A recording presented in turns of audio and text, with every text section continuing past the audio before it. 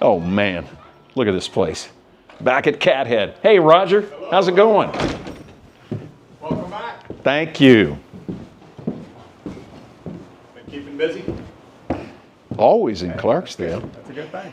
So we're inside now talking to Roger Stolle with Cathead. And Roger, we're here in Clarksdale. You came here years ago. I know, I've read your story. What in the world would a guy from Ohio cause him to come down here to Clarksdale, Mississippi and open this beautiful store? Well, the same thing that brings you back time and time again, I'm sure. You know, we've got all the blues history here, as well as the living history, the musicians, the venues. Of course, Clarksdale features now live blues 365 nights a year. Now, when I used to visit back in the late 90s, not so much. It was mostly the history, and you might luck into the greatest thing ever, or it could be crickets, you know, on a night. But now we have blues all the time. Because of it, we have the infrastructure to take care of tourists from all around the world, musicians from all around the world, great places to stay, restaurants, you know, characters, you know, not us, but there are characters. No, not us. You know, it's a little sparser, not very many businesses downtown, very quiet. If there was going to be music at night, it would be geared more towards the weekend. But even then, I was here more than once on a Saturday with no music. Now, you could luck into the greatest thing ever. And, you know, Miss Sarah Moore, not sure what year she started trying to do Thursdays, but she would try to do Thursday nights at Sarah's Kitchen, just the next street over. And when those happened, it was amazing. But there were some nights where even she'd be ready to go, and some of the musicians wouldn't show up, and that'd be that, you know. But it was cool because you're coming to where Muddy Waters grew up, and Ike Turner is from, and Son House is from, and, you know, little Junior Parker from around here, Sam Cooke from around here. So you had all that history. And back when I first visited, you could still see what was left of Muddy Waters' childhood home out at Stovall Plantation. Now, of course, it's in the Delta Blues Museum because it was just falling apart. I mean, there literally were pieces on the ground. But, you know, the history is what I think brings a lot of people here, and hopefully it's the people and the music and the experience that makes them stay. You know, I got to know you because I heard you on the radio, on satellite radio, and I couldn't wait to hear every week Roger talking about what was going on in Clarksdale. You're still on the radio, but what caused you to create Cathead? Where'd the name come from? What is this? And we'll get some shots around here because this is just one of the most amazing shops. If you're a music person or a blues person, man, you got to come here. So where'd that idea come from? So it's the store I always wanted to walk into but could never find. Oh, yeah. You know, the idea is to draw people to a spot, and then you can give them the information. I moved here and opened a store, but I did not move here to open a store. I moved here with a mission to help organize and promote the blues from within. Pull together all these pieces that are already here, make it reliable, and then we could market it. And then the theory was, you know, if people start spending the night that wouldn't have in the past, because now there's live music, well, then someone will build a hotel room, you know. Well, then somebody needs to eat, so let's build a restaurant. And we slowly, you know, sort of grown our downtown revitalization efforts based on the fact that we have tourists spending the night. And then, you know, some locals who will spend money as well. And it's enough to support those businesses. So my guess is somewhere on the wall, I'll come back to that thought, there's got to be the first dollar. So how long did it take to get that first dollar when you opened the door? You don't know me very well. I am so cheap. Oh, goodness. I framed a quarter. Oh, get out of here. I'm a perfect straight man. How did that happen? Well, actually, to be fair to myself, a lady, as a couple, but she bought a CD. I wish I could tell you who it was, what CD it was. But she paid with cash, and it included a $2 bill and change. There was no one. It was like a $12 CD at the time, plus tax. So there was no one to even frame. So instead, I just took a quarter and framed it because, you know, at that time, at least, you could still buy a beer for $2 at Red's. You know? But that says as much about me as it does the okay, customer. So you had a thought. Did I miss something you were going to throw out there? You had I'm sure a brilliant thought. I'm sure it was. It's just a damn shame we missed that one. Well, see, now you were an advertising guy. I was an advertising guy. So that's how I came to this thing. So I got into blues and music when I was a kid. Yeah. Honestly, through Elvis when he died. Oh, yeah. 10 years old. It was 1977. Yeah. And I went and bought the little records of his music at the department store there in town in Dayton, Ohio. Yeah. And they're all blues covers. That's the Elvis I liked, was the Tupelo Memphis Elvis, not the Hollywood Vegas Elvis necessarily. Yeah. So that got me in through the back door, became a blues fan, you know, sort of self-educated like we all do. And being a longtime blues fan who had stumbled into advertising by accident after college, honestly, and sort of gone through that track for 13 years, I try to take those skills, such as they are or were, and apply those to my blues fandom and sort of work from that.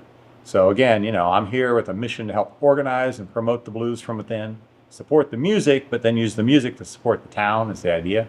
And then the cool thing for me are all the experiences I've gotten to have, taking old bluesmen overseas, spending nights at juke joints and house parties and these kind of crazy things. The kind of stuff that you couldn't pay enough to have those experiences. So, you do this instead. So you had an idea. Did you ever think it would get to where we are today, where people come from all over the world to see this? So I hoped we would get to something like that. Right. But, in the beginning, it was pretty quiet here. And a lot of, I would say, naysayers. When I first did this I Love Clarksdale sticker when I moved here, I would have some locals, not all, some would come in and just make fun of it. They wouldn't buy it. They had seen it somehow, and they'd come in and bring somebody with them, and they just kind of have a little laugh and leave. Well, then maybe 3-4 years into it, I'm out of stickers, forgot to get more printed, and I started to get people coming in looking for them because they wanted them. And it's like you see those little turns where it's like, we start Juke Joint Festival, which is coming up on its 21st edition, and similar kind of thing. It was, Bubba O'Keefe, who's now our tourism director, back then was just a Clarksdale businessman. We started the festival with a concept to sort of revitalize downtown. So that's sort of the secret mission was, how do you mix locals with tourists? Because, blues isn't necessarily going to bring out the locals, or at least the ones that have the deep pockets that maybe can do something for downtown. And so, we have Juke Joint Festival, obviously at this point, like 100 blues acts. We also have monkeys riding dogs, herding sheep. We also have racing pigs, things that, you can say. You really want to come and see. You can say you don't want to see it. You can be like, well, I wouldn't go see that. You're going to be there. And so then you'd have under the same umbrella this trickle of tourists that's growing and growing, and then locals who maybe can do things 365 to help the town. And in the end, this past April, for example, we documented all 50 U.S. states were here in attendance, as well as D.C., 29 international countries. So, that cannot hurt. Amazing. I look on Spotify, like our music. We had 90 countries that people have streamed our music in, which is crazy. Now, one thing I want to say, Roger, is every time I come to Cathead Records, I end up in that corner where the books are. Yes. I'm reading the Alan Lomax book I bought the last time I was here. So I just want everybody to come here and see what you've got. And I can spend an hour at your table over there. And I'm the guy over there reading the actual book and finishing it and setting it down instead of buying it. No, I do. I take them home with me. Exactly. But I learned it's such a not to have too many chairs. Exactly. I had a sofa, actually. That's a gas-powered fireplace over there. Yeah. You get people just come in and sit down and they're like, well, this is like a place to hang. But it's a great selection of books. The music selection is amazing. The art selection is amazing. Everything in here is. And when I say go to Clarksdale, I say, you know this. You got to go to Cathead. Yeah. You ought to duck your head in the Shack Up Inn. And we will send them to all the best places. Yeah. That's the thing. Whether somebody buys something or not. Yeah. I'm here most of the time, but I do have a couple guys who do certain days. Yeah. And that's the thing. We want people to feel welcome in Clarksdale, excited to be here. And they are. Not miss anything that they might want to do. At least tell them. And if they say they can't go, that's fine. But try to get them to see as much music as possible. And of course, I do every week Sounds Around Town. I was going to say that. Tell me how this. So anybody who comes to Clarksdale should get one of these. They should walk right into Cathead and see what's going on. It's every day of the week. It's every act. It's every 365 nights a year. People don't believe that when I say it. Here it is. And I can prove it. Christmas night, we had live blues here in Clarksdale. Oh, that's crazy. So we keep it going no matter what. And we fortunately right now have a really good tourism commission that will help us with some of the bumps in the road. If you had a holiday and nobody wants to be open, we can shake a few hands and get that to happen. There we go. And that way tourists from all around the world can always know there's live blues in Clarksdale. That's crazy. Crazy. Nowhere else in the world on a given night. Yeah, it's wonderful. So where can people get this? I know it's online. So if somebody... cathead.biz, my website. You can also go to my various Facebook and social media pages.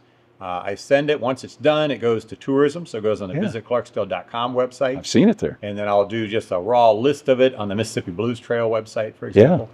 So, And you're on the radio, yeah. streaming in the world. Tell us about your radio show. So I do on KSDS. Yeah, which is a great jazz and blues station in San Diego, California. From San Diego to Clarksdale. How about that? That's crazy. I did community radio, a blues show in St. Louis. I did stuff here when I first moved here for WROX. Yeah.